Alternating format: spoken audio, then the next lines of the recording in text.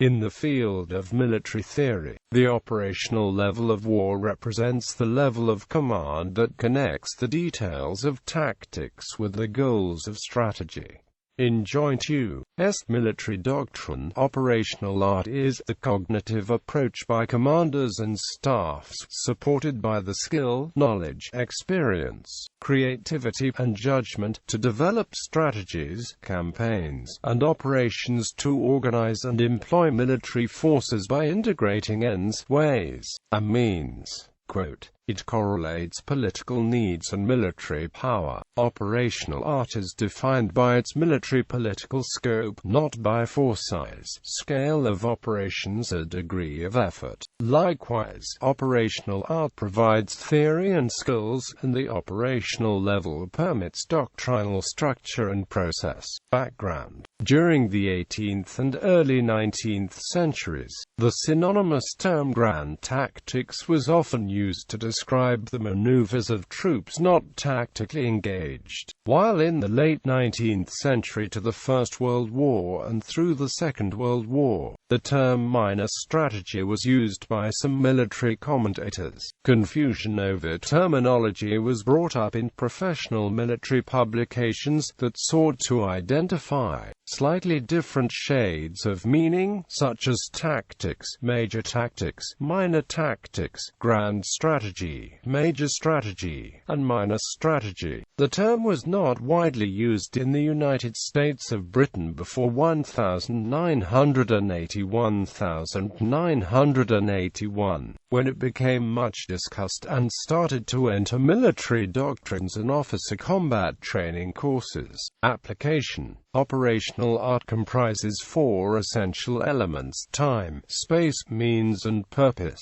Each element is found in greater complexity at the operational level than at the tactical or strategic level. This is true, in part, because operational art must consider and incorporate more of the strategic and tactical levels than those levels must absorb from the operational level. Although much can be gained by examining the four elements independently, it is only when they are viewed together that operational art reveals its intricate fabric. The challenge of operational art is to establish a four-element equilibrium that permits the optimal generation and application of military power in achieving the political goal. Viewing time, space, means, and purpose as a whole requires great skill in organizing, weighing, and envisioning masses of complex, often contradictory factors. These factors often exist for extended periods, over great distances, and with shifting mixes of players, systems, and beliefs, pursuing political goals which may or may not be clear, cogent, or settled. Compounding factors, such as the opponent's actions, create further ambiguity. Mission analysis. The operational level strategist possesses numerous tools to frame and guide the thinking. The chief among these are mission analysis and end state. Mission analysis answers the question, what is to be accomplished? Through mission analysis, the operational level planner fuses political aims and military objectives. In so doing, the planner determines what application of military force will create military power to achieve the political purpose. Subordinate processes here include defining objectives and centers of gravity, but excessive dependence on analytical mechanisms can create false security. The final test rewards success, not the quality of the argument. Conversely, the planner cannot hope to feel a way to victory. Complexity demands an integration of thought and structure. End state. End state answers the question, what will constitute success? The campaign end state is not merely a visualization of the military goal, it also establishes a touchstone for the tactical, operational, and strategic levels. The end state crystallizes the intended results of military power and exposes any limitations. Indeed, an achievable end state may require employment of non-military elements of national power. As such, it recognizes that military power alone may not be capable of attaining political success.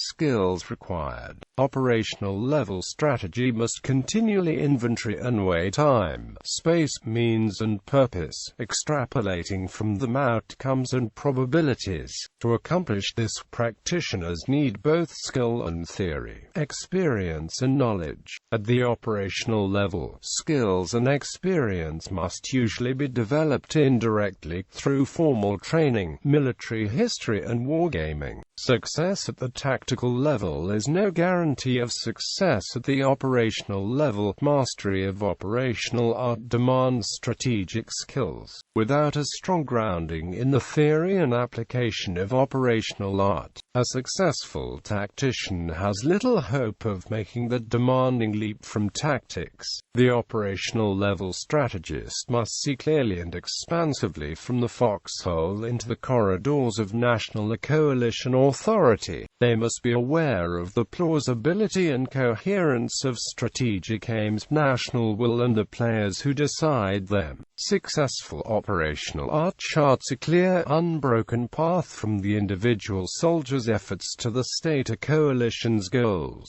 Role in historiography. While the emerging corpus of operational art and the establishment of an operational level of war are relatively new, operational art has existed throughout recorded history. Nations have long pursued political goals through military actions, and campaigns of any period can be examined from the existential perspective of operational art. Current schools of thought on the operational art share the fundamental view that military success can be measured only in the attainment of political strategic aims, and thus any war can be analyzed in the terms of operational art. In the case of World War II analysis, the Wehrmacht did not use the operational level as a formal doctrinal concept during the campaigns of 1939 to 1945. While operational art was known within the German forces, its awareness and practice was limited principally to general staff-trained officers. Nevertheless, the existential nature of operational art means that examining a campaign or an operation against political aims is valid irrespective of the doctrine or structures of the period. In this, operational art's elements, time, space, means and purpose, illuminate thoughts and actions of any era, regardless of the prevailing doctrine or structure.